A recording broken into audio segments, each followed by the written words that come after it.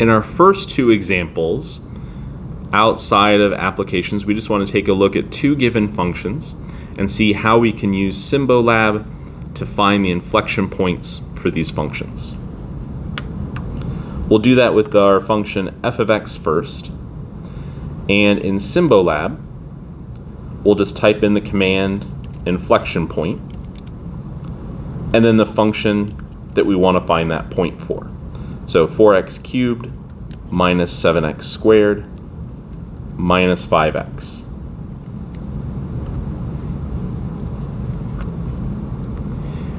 In this case, we get a single point, 7/12, comma, negative 973 over 216. Symbolab will give us values in different formats sometimes. In this case, it's giving us exact values.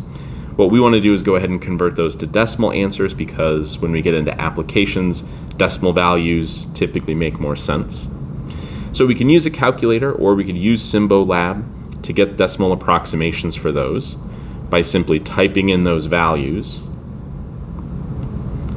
Here we would type in 7 divided by 12, and we would get 0.5833 if we round that to 4 decimal places.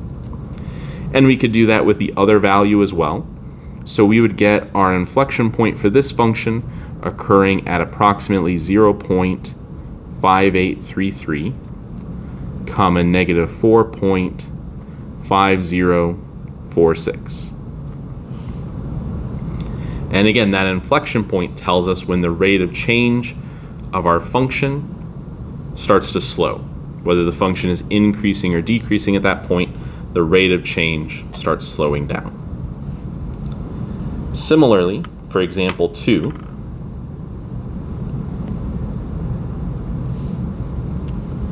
we would ask Symbolab to find the inflection points for 7x to the 4th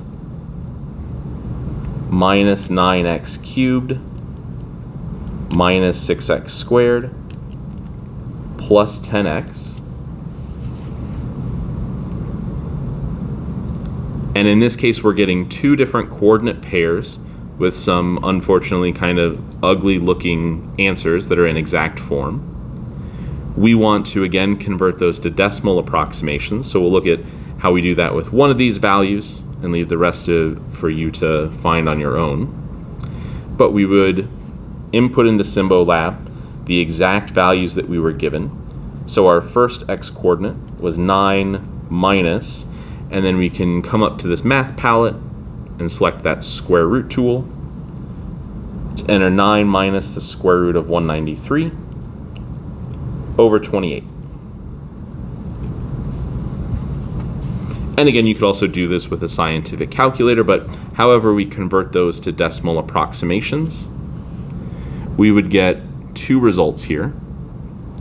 Negative 0.1747, comma, negative 1.8759,